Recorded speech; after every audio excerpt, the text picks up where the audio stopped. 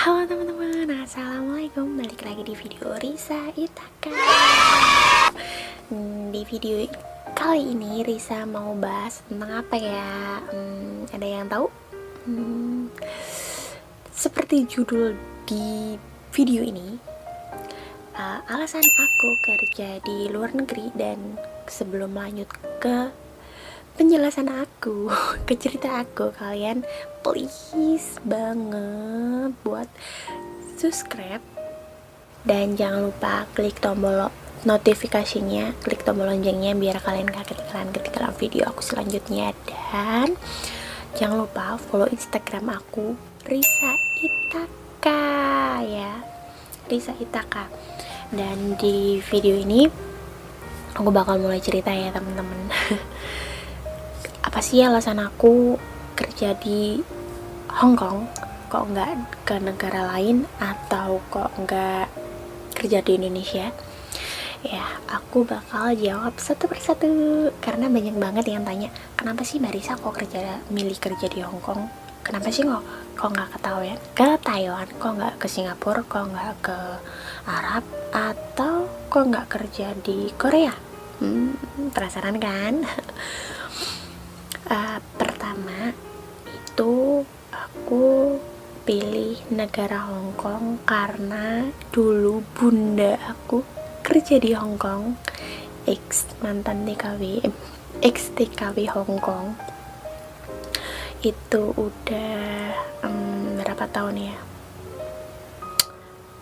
hampir 11 tahun lah ya kerja di Hong Kong. Dan tentunya kayak keamanan, jaminannya di sini itu, perlindungannya juga itu oke. Aku pilihnya itu, dan bisa libur juga karena meskipun di Singapura prosesnya cepat, tapi kayaknya liburnya jarang deh. Dan kayaknya aku nggak dibolehin dulu sama bundaku. Dan alasan aku kenapa kok nggak kerja di Indonesia, pertama aku nggak kerja di Indonesia karena kerja di Indonesia itu, nyari kerja di Indonesia itu sulit banget. Tapi untuk yang sudah berkeluarga teman-teman, apalagi yang udah punya anak, itu sulit banget. Kecuali kerja di toko mungkin kayak gitu ya, toko-toko kayak swalayan gitu mungkin bisa. Tapi kalau daftarnya pas udah berkeluarga itu kayaknya mustahil. Karena dulu pengalamanku kerja di SPBU itu ya, SPBU dekat rumah, kalau udah nikah itu nggak boleh kerja gitu teman-teman. Jadi meskipun banyak yang nawarin aku buat kerja, aku mundur. Karena apa? Kerjaan yang ditawarkan temen aku itu di kota, dan sedangkan rumahku itu di desa. Kalau misalnya aku ngekos, otomatis sama aja dong aku ninggal anak dan suami aku. Gak mungkin kan? Atau kalau PP juga uangnya habis di PP, karena UMR-nya Malang dulu waktu zaman 2014 itu cuman sedikit. Ya sudah. Dan aku kalau nggak kerja nggak bisa menutupi kebutuhan dalam berkeluarga, karena pekerjaan suamiku yang dulu, mantan suamiku yang dulu itu cuman pembuat batu bata teman-teman, dan itu pun buruh, ikut orang. Jadi kalau misalnya musim hujan itu pendapatannya sedikit atau malah nggak ada. Dulu aku 800.000 buat 3 bulan, kalau nggak 3 bulan 2 bulan, 800.000 2014 teman-teman. Dan nggak mencukupi banget. Aku sudah jualan, aku bantu jualan kayak lauk pauk. Pas pagi gitu aku masak sama mertuaku, aku masak terus aku jual, dan anakku aku tinggal buat jualan 2 jam 3 jam udah pulang gitu ya. Tapi udah nggak menutupi kayak kebutuhan lah gitu ya. Dan akhirnya aku pingin pisah rumah, maksudnya sama mertua, pingin ngontrak gitu lah, dan dia menolak. Mantan suamiku dulu menolak karena dia anak terakhir dan dia mau pisah kalau aku yang bikin rumah dengan uangku sendiri dan gak boleh dibantu keluargaku gitu. Alasan aku ke Hongkong yaitu pingin bikin rumah dan pingin bikin usaha itu, teman-teman. Tapi ya sudahlah. Terus habis itu alasan aku ya utamanya. Terus meskipun aku ditentang banget kalau aku pingin rumah, it's okay. Orang tua aku gini, it's okay, aku buatin, kamu nggak usah keluar negeri. Karena orang tua aku tahu kalau aku itu lemah banget orangnya, dikit-dikit kecapean dikit pingsan, terus kalau kepikiran dikit pingsan kayak gitu kan. Jadi dia nggak tega, tapi aku terus maksa, aku tetap bisa gitu. Dan akhirnya aku harus pisah lah, dan akhirnya mereka ngizinin semua aku buat ke Hongkong, tapi kalau ke negara lain nggak boleh. Dan itu sih alasan aku, karena kebutuhan nggak mencukupi. Ya untung aja teman-teman, anak aku itu sama sekali nggak minum susu formula, sedikit pun nggak minum. 1,5 tahun itu murni susu ASI. Jadi alhamdulillah buat aku itu bahagia banget bisa membantu, dan anakku juga pinter, nggak rewel dan nggak nakal itu.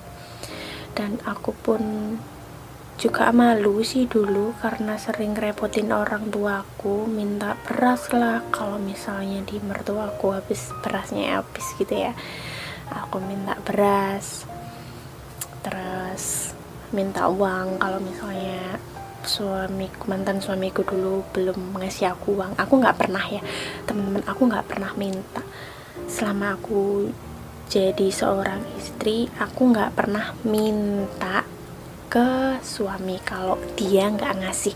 Kalau misalnya dia ngasih 500 ribu, ya udah aku terima. Aku nggak pernah ngeluh, kok cuman sedikit sih. Aku nggak pernah ngeluh, cuman alhamdulillah gitu. Kalau misalnya ada kurangnya, aku mesti ngeluh ke nenekku. Mak, aku nggak punya uang, pampasnya anakku habis. Emang bojomu kurang bayaran? Kurang, Mak, kan tante nggak bayaran lah. Ya wis, jemuan kabah iku selepno. Tapi di situ sih titik malunya. Aku lama-lama malu sih. Terus aku punya ide buat jualan kayak gitu, tapi ya nggak ada untung. Cuman alhamdulillah aku bisa membantu buat makan gitu aja sih. Terus aku kesini dan akhirnya aku alhamdulillah sih prosesnya dulu cepet ya teman-teman di PT. Jadi ya mungkin keberuntungan aku lah ya. Di situ banyak banget teman-teman aku yang belum berangkat, beberapa bulan di situ belum berangkat, dan alhamdulillah aku di situ 3 minggu udah dapat majikan. Alhamdulillah banget ya, majikan ini jaga bayi ini karena majikanku dulu milih aku karena aku punya baby, masih punya anak kecil. Karena kan tahu lah orang sini kalau punya anak kecil kan dia percaya kalau seseorang itu bisa merawat anaknya kayak anaknya sendiri gitu. Dan pertama sih aku kaget karena apa, ada anjingnya, dan disitu aku gundah gulana, terima nggak ya, tapi aku butuh, dan alhamdulillah aku terima. Dan alhamdulillah teman-temanku yang punya majikan itu cuman bertahan 2 tahun, maksimal 2 tahun, tapi di sini aku nambah lagi. Dan alhamdulillah majikanku baik banget, membuat aku itu nyaman, dan tentunya nggak nganggep aku itu sebagai pembantu. Itu sih poin pentingnya sih teman-teman. Majikanku nganggep aku sebagai anaknya juga, karena anak yang pertama. Di sini aku jaga 3 anak, yaitu anak umur 20 tahun, 18 tahun, sama umur anakku yang cowok itu umur 3,5 tahun, 4 tahunan lah. Di situ ya enak sih ya. Dan sama anjing, karena majikan cowokku itu jarang pulang dan kerjanya itu jauh, jadi majikanku jarang di rumah juga karena dia itu kerjanya di rumah sakit gitu teman-teman. Buat teman-teman yang tanya, kok anaknya yang 2 nggak pernah kelihatan dan majikannya kok nggak pernah masuk vlog, gini ya teman-teman. Semua orang di sini itu punya privasi, dan aku boleh di YouTube itu karena izin dari majikanku, dan asal nggak boleh diliatin rumah, seisi rumah. Maksudnya gini loh, aku ngasih tahu sudut kita nggak boleh.